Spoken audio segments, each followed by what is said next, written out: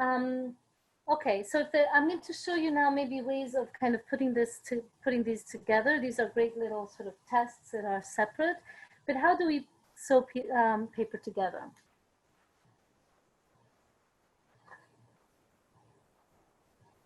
So these are first just to show you kind of a small version. Let me just kind of go here. So this is an example of a very, again, simple technique of a grid, and then these elements that are cut. But importantly, and I would suggest to initially try not to take material out of the paper because it does make it weaker. But if you want to have that negative space, right, that kind of light effect, you can cut, in this case, 3 parts and score the other to have that effect. So how do we put these together? So this is one technique that comes from a single piece of paper. But of course, if we have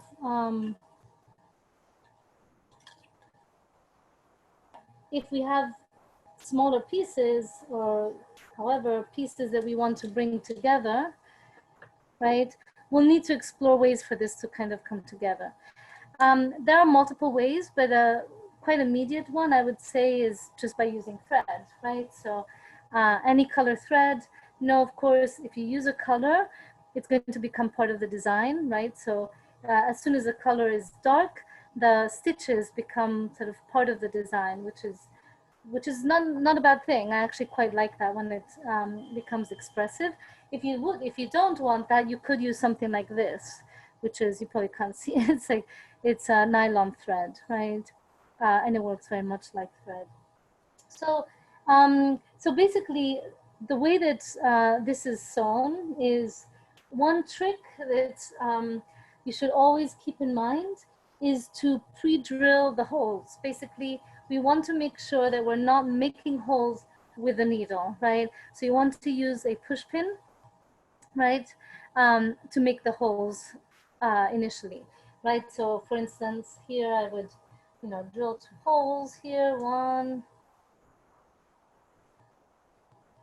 2, right, if I'm connecting these, for instance, this way. So that's, I would say, tip number 1 is pre-drill.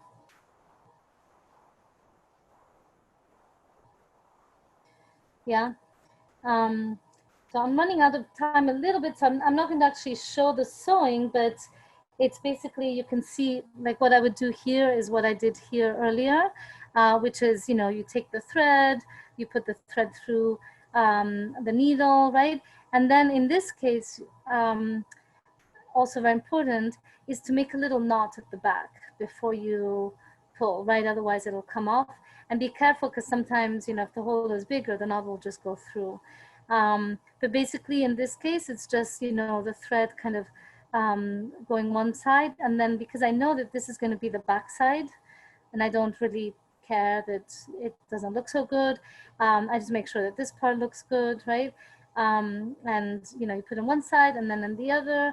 In this case, it's a single, it's the same piece of thread, and then you knot it and just make sure that you close it. In terms of techniques, so that's just one technique for the sewing. Notice that this one piece has connected with thread, and it moves quite a bit. And the other piece, this is wire, right? So very simple kind of wire technique, right? So if you notice here, it's basically just taking the wire and making a sort of staple out of it, right?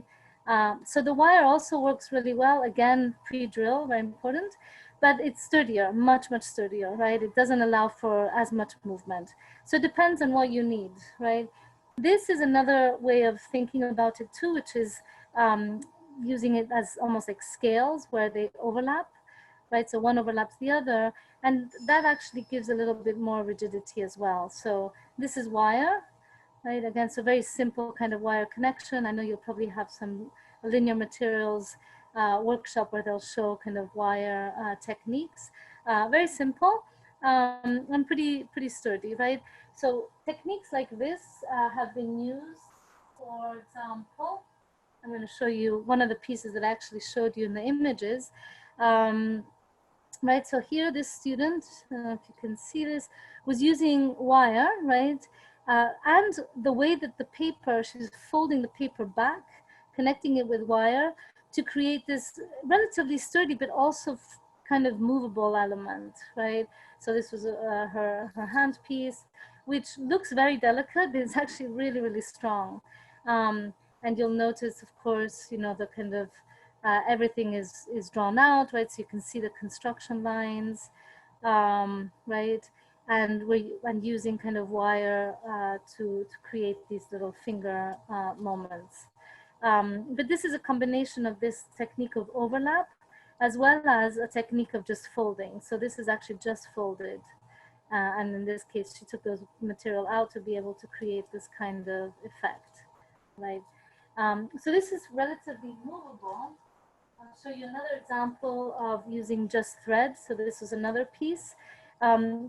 Again, thinking about how the stitch becomes part of the design, right? I think in this case, it's a very effective use. And you'll notice here the stitches, right?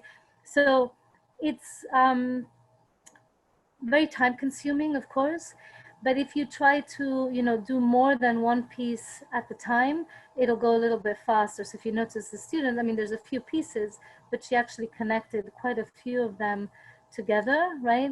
And just made sure that there's a kind of double knot at the end so that it doesn't come off. And then, you know, just very careful about pre-drilling those holes so that then you get that exact kind of linear stitch element throughout. Yeah, so sometimes it's super interesting actually to see how things are constructed as well.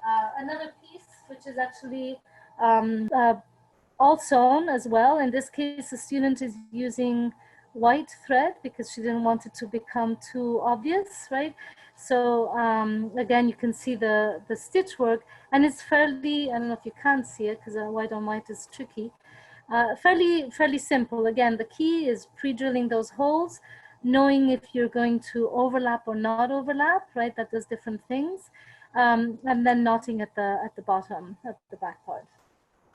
I want to show you one example, which is wild, and it has very little sewing in it. This was a slightly thinner paper. It's not Bristol paper, but this is a single piece. Oh, you can't see it. Wait, here, like that. This is a single piece.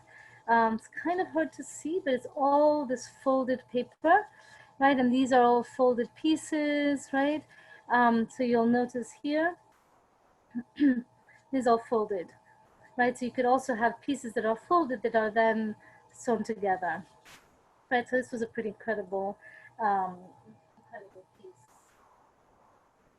In terms of then getting a little bit more complex, you know, this is a pattern that overlaps, and here it's sewn together, right? Again, these two elements that are pre-drilled, right? Very important, pre-drilled, and then connected here at the ends with wire.